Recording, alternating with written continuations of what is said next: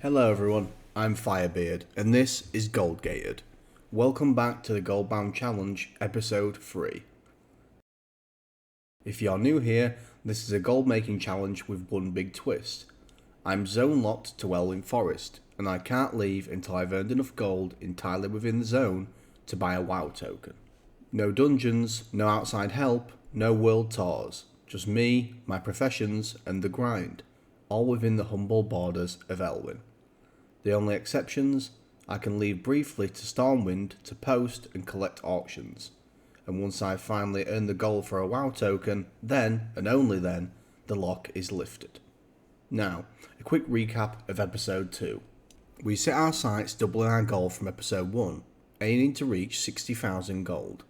We ran our now optimised Elwynn loop, mining, herbing, pickpocketing defiers for frayed knots, and camping rare spawns for valuable transmogs.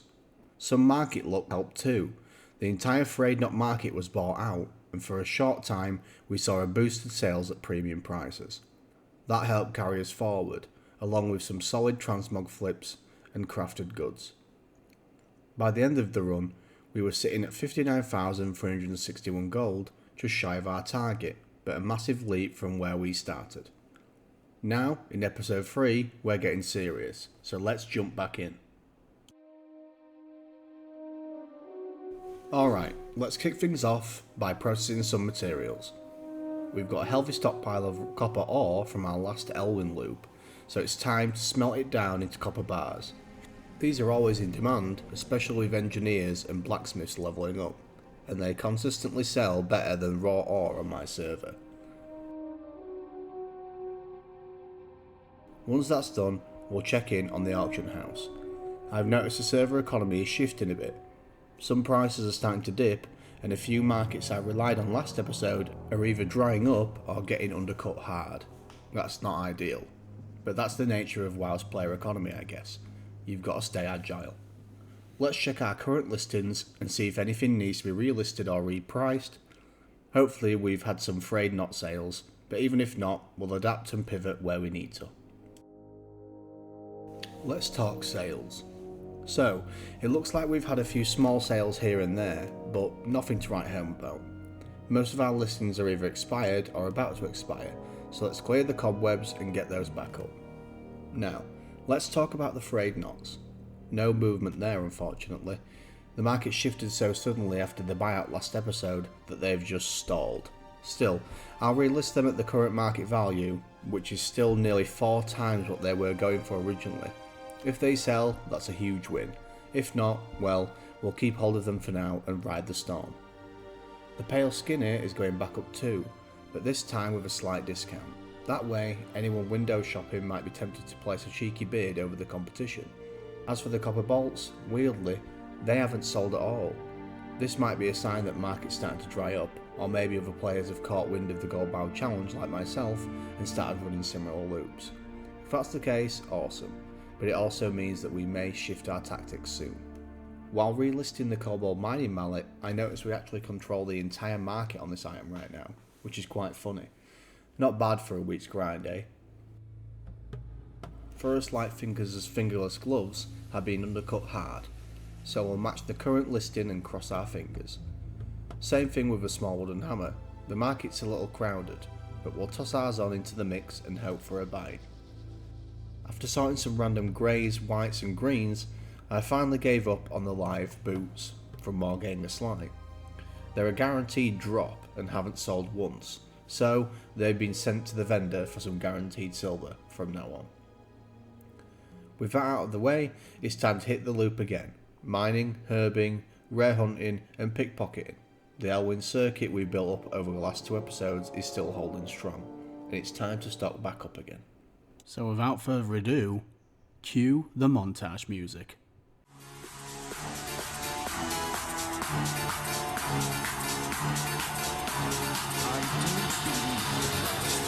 Is expecting you.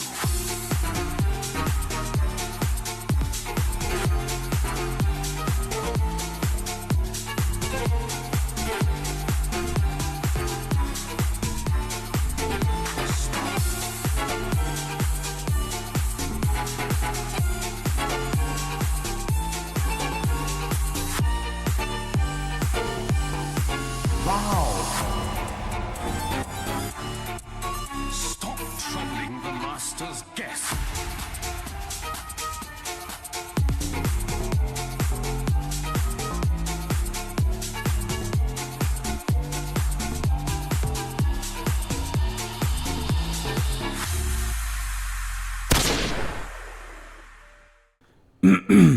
Sorry about that, I may have got a little bit carried away.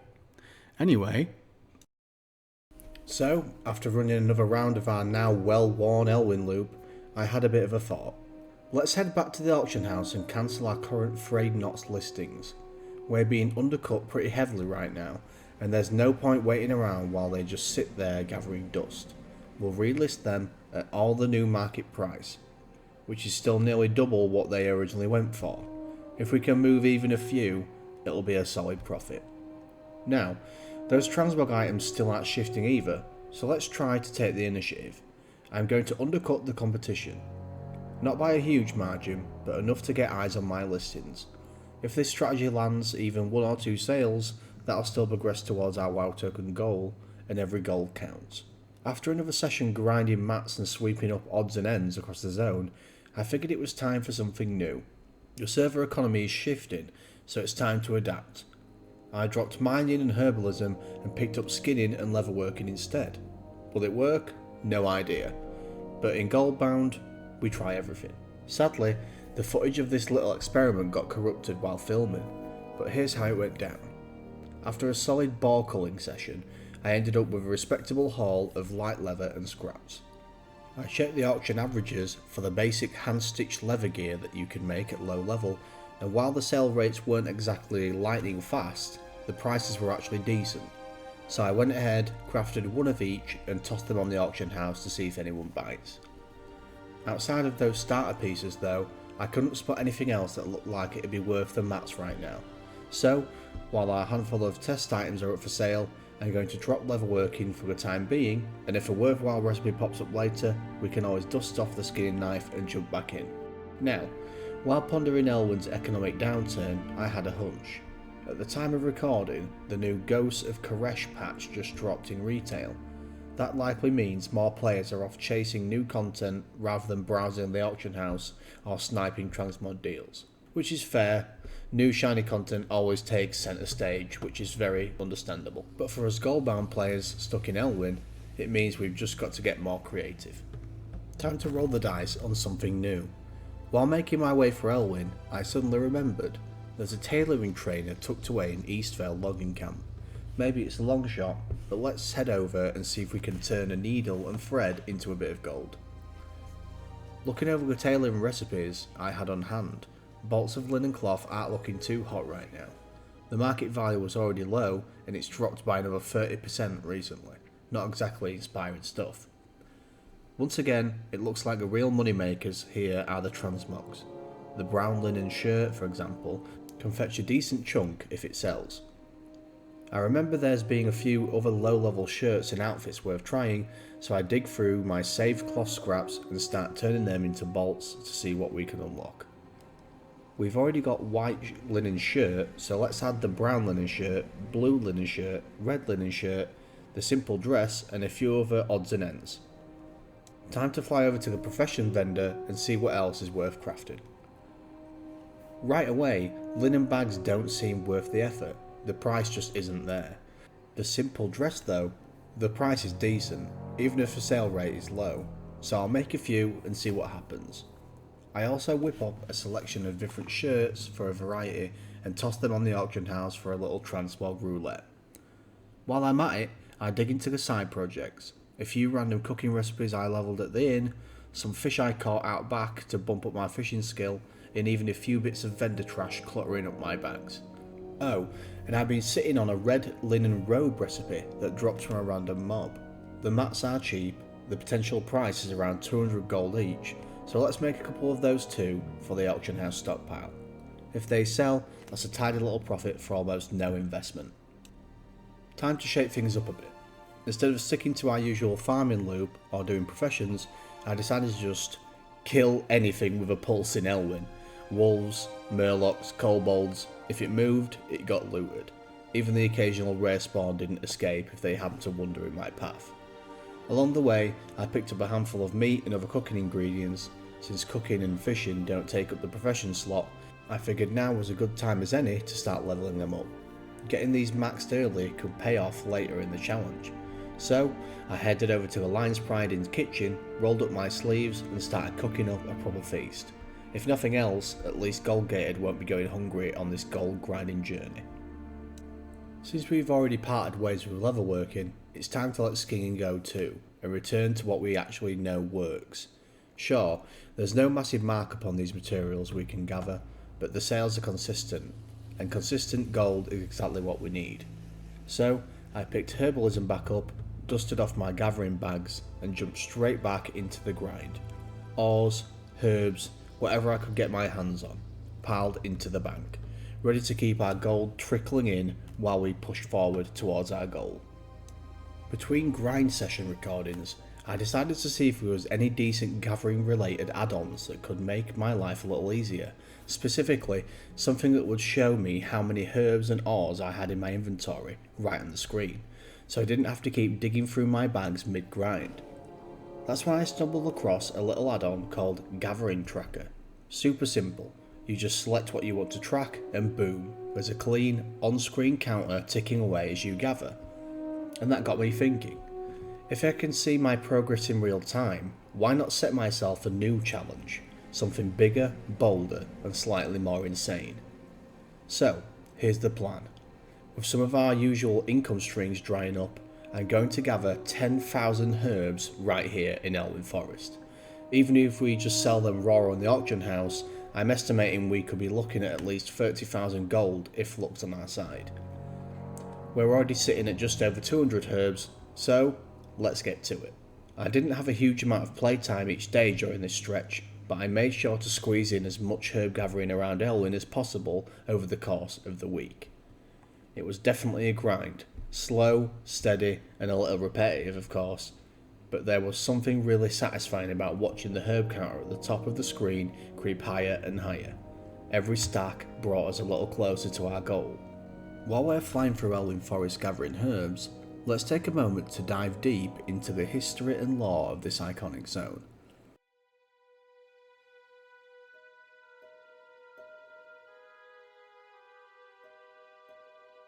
Elwynn isn't just a beginner-friendly starting area, it's the heart of the human kingdom of Stormwind, and one of the most storied regions in all of Azeroth.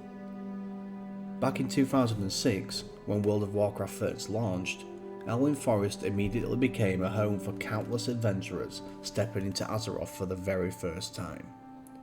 Northshire Abbey, located near the river, served as a training ground for young human recruits, constantly on the lookout for threats from kobolds and Blackrock orcs that lurked in the surrounding hills and caves. Travelling south, Goldshire might look quaint and peaceful today, but back then it was far from a sleepy village. Bandits roamed the roads, gnolls poached the forests, and murlocs haunted the lakes and streams. Every path carried danger, and every quest given to a new adventurer tied them into the greater story of the human kingdom. Completing these early quests wasn't just about leveling, it was about participating in the ongoing struggle of humans trying to rebuild after the First War.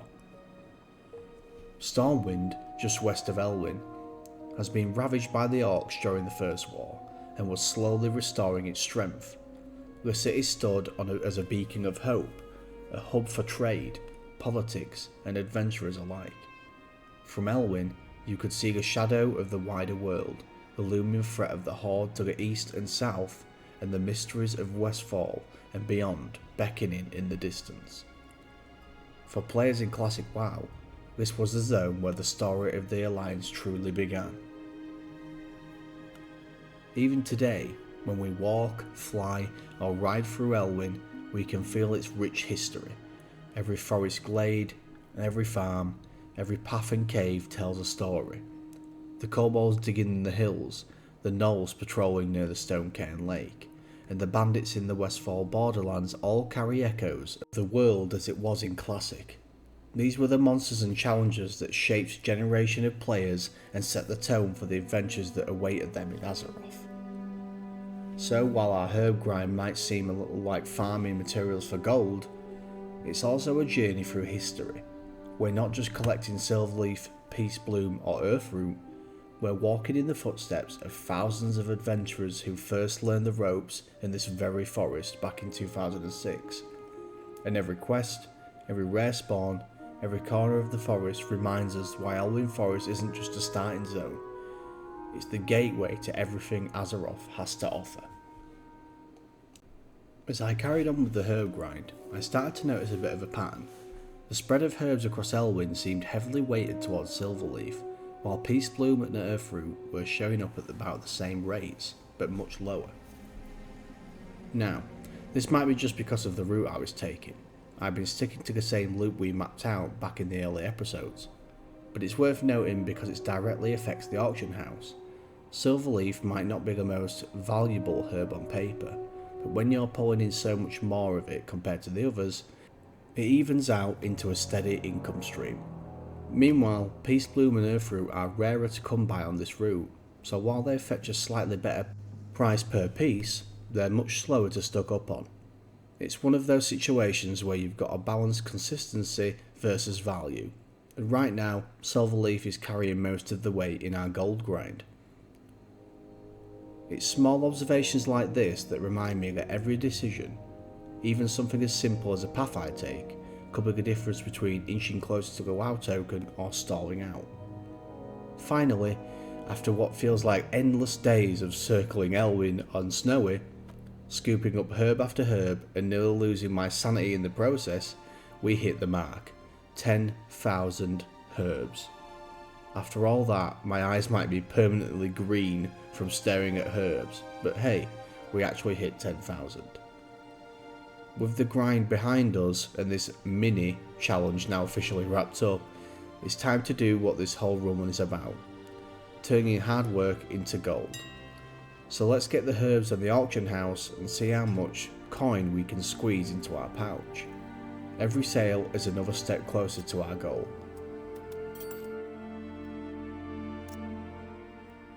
With the herbs listed at what I think are solid prices, the grind is finally out of my hands. All that's left now is to wait and hope the mailbox is bursting with gold when we log back in. If even half of these stacks sell, we'll be another big step closer to our WoW token. The next morning. So, it's a brand new day and we're back on Goldgated. The first stop is the mailbox. Time to see if all that herb grinding actually paid off.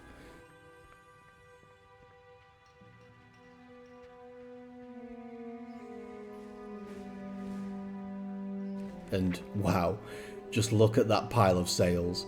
The grind was worth it after all. Let's crack open the mail and count it up. Could this be the moment we finally break 100k gold? Yes, we've raked in a total of 105,287 gold, our biggest jump yet. Now, as always, let's crunch the numbers and check the current WoW token price to see exactly how much closer we are to the big goal since the end of episode 2.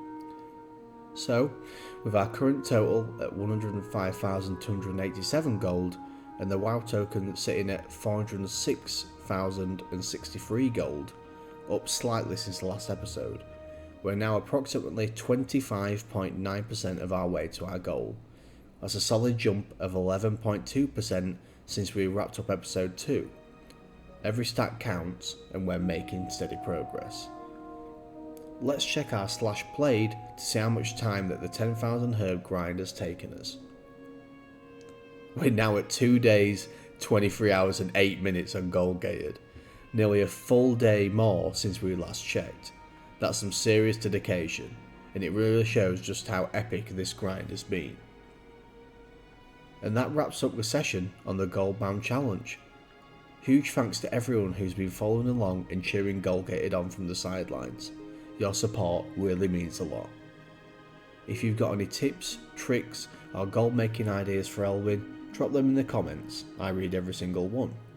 So, whether you're farming, fighting, or forging ahead, stay sharp and stay golden. And I'll see you next time.